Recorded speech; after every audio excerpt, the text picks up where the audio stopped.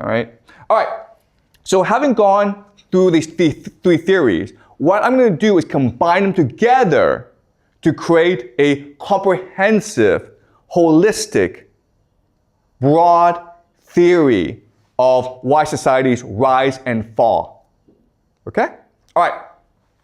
And the problem with theories is they are simplistic and inaccurate and imprecise. So I warn you that this theory has limitations. But for our purposes, what we want to do is have a working framework. And then when we apply this framework to concrete examples, we can better refine this framework, okay?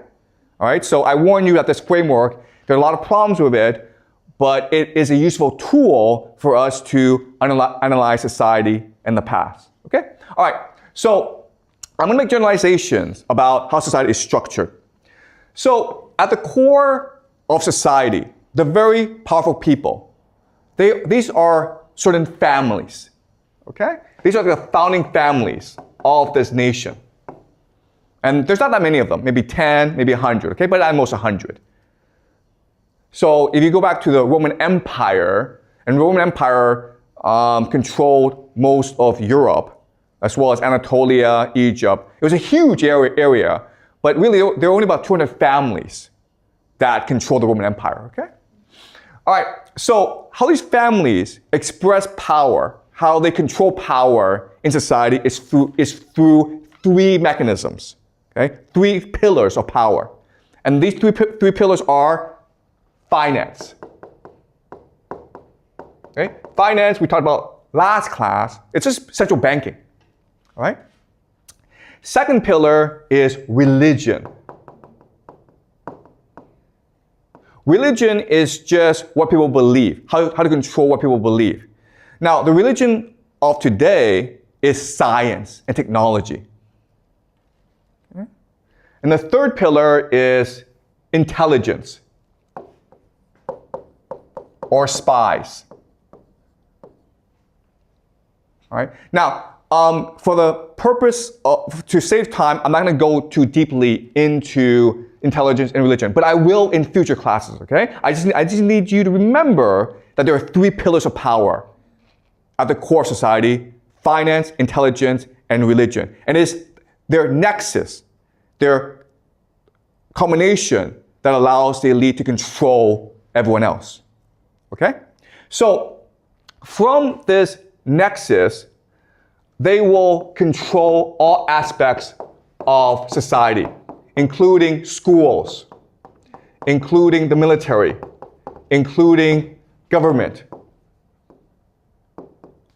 including the media, including culture, including crime, the mafia.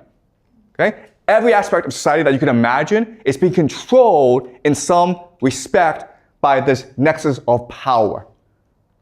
Okay? Also, you have like corporations, right?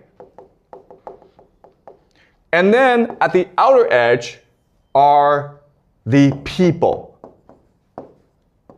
Okay? The people, because they're so massive, the massive people, they're the ones who generate wealth for society. So this system is designed to create as much energy as possible through the people. Okay? Energy. Because the harder the people work, the more wealth is generated in society. All right? So a metaphor that we can use is this. Think of society as a corporation. The people are the workers, right? They're the ones who do the real work. The elite, these families, are the owners. And these people in between, the middle class, are the managers. Okay? So again, this is a very simple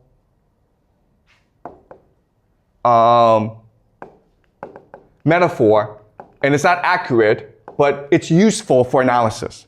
Okay? So the families are the owners of the corporation, the people are the workers, the people in between, the managers, are the managers. And we call these people the middle class. There have been other names for it in China before in history. We call them the scholar officials, right? Another name for them is something called the professional managerial class, PMC. Also, another name for them is the petty bourgeoisie. Okay? Again, you don't need to know these names. For the purpose of simplicity, we will just call them the middle class. All right. Does that make sense? Okay. So having gone through the structure of society, let's talk about what happens when society rises and falls. Okay? When it rises, the dynamic of these three groups, it's very interesting. When it rises, the families who own the nation are happy to let the managers control society. And this is what we call democracy, right? And the managers are always providing feedback to the families and saying, we should treat workers better. If we treat workers better, then they will work harder. Okay? And at this point, things are great. The people feel that they have a voice in the system, they're making good money, everyone's really happy. But what happens because of the elite overproduction is these families produce too many children who want positions of power. Basically, they want to spend money from the corporation. And now the corporation is in trouble. It's in debt. Okay? So at this point, what happens is this. You would think the managers would say to the families, listen guys, we need to be more fair to the people. But what really happens in reality is the managers exploit the people. Okay? The managers will now deceive. They will lie to the people. They will commit fraud. They will exploit the people. Why? The reason why is this. What the managers really do is something called rent-seeking behavior. Okay? Rent-seeking behavior just means they have a certain power that they want to exploit in order to extract wealth from other people. So for example, the most classic example is you own an apartment in Beijing, right? So you rent it out to someone who needs to live in Beijing and you collect rent.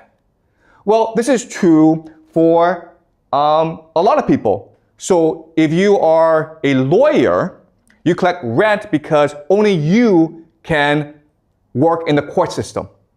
So if you want to sue someone, or if you have a contract dispute, you have to go to a lawyer, okay? The lawyer is collecting rent. And that's what the middle class, the professional managerial class do. They are rent seekers. Okay? Another way of saying this is, guys, if you go to a company, you know what the workers do, right? You know what the managers do? They really don't do that much. Okay? And this is true for the middle class. Like, the managers, the middle class, live very nice lives. And so when the company's in trouble, the managers are like, well, I have a very nice life, I have a very nice job, but I don't really don't do anything, so I'll probably be the first to get fired. So they have to show their worth. They have to prove their worth, and therefore, they exploit the workers. Okay? Do you understand? They push the workers harder to generate more wealth. All right? So, in the decline phase, this is not really a problem. But what happens over time is the conflict within the elite gets worse and worse. Elite overproduction. And what will eventually happen is they will form into factions that compete against each other for power. Okay? And when that happens, then society becomes aligned into factions. The factions will bring in certain elements of the middle class, which will then bring in certain elements of the people. And now, what happened is civil war or revolution. And this marks the collapse of society. What's really important for us to remember is this is a natural cycle, and no amount of external threat will change that dynamic. Why? Because it's very common for these factions to align with mercenaries. Okay? So there's foreign invasions, not because some guy overseas is like, oh, this society is unstable, I'll come and invade. What happens often is a certain faction invites mercenaries into the nation as part of the power struggle. And then the mercenaries realize, you know what? We can stick this for ourselves. All right? So when you reach the collapse phase, the society is much too insular, much too racked with infighting to care about external threats. And that's why, if there's an alien invasion, it really wouldn't change anything. Okay? All right? Is this clear to you guys? Yes. So again, this is the model we're working with to explain the rise and fall of societies. At first, in this system, the elite families are willing to let the managerial class incentivize and motivate the workers to do their best. And you do that through democracy, through openness, through meritocracy, through innovation. But over time, as these elite families have more and more children, and these children are engaged in rent-seeking behavior, they basically want to steal profits from the corporation. The corporation runs into trouble, and the managers are forced to coerce the people, which leads to greater conflict. And eventually, over time, the collapse happens when society breaks up into different factions, which leads to civil war or revolution or war. Okay, so that's a model we're working with. All right, any questions? Are you guys clear about this? Yeah. What if they just don't have that much children? Excuse me, what's the question? What if the elite families don't have that much children? Will this model still works? Oh, that's a great question. Okay. So what if families don't have that many children? Okay, that's a really interesting question. And the answer is, these families, first and foremost, want to have as many children as possible. Right? Because how do you pass on your power? So maybe the middle class don't want to have that many children, but the elite will have a lot of children because they need to be able to pass on their power and privilege to their children. In fact, the elite is first and foremost concerned with passing on their privilege to the next generation. Okay? And that's why these elite families expand so fast. And also, who wants to marry into elite families? Who wants to marry into them? Everyone. All right? And they have to marry into other families in order to maintain their power. Okay? So having children in a marriage is a way for the elite to maintain their power. Okay? But that's a good question. Any more questions before I continue?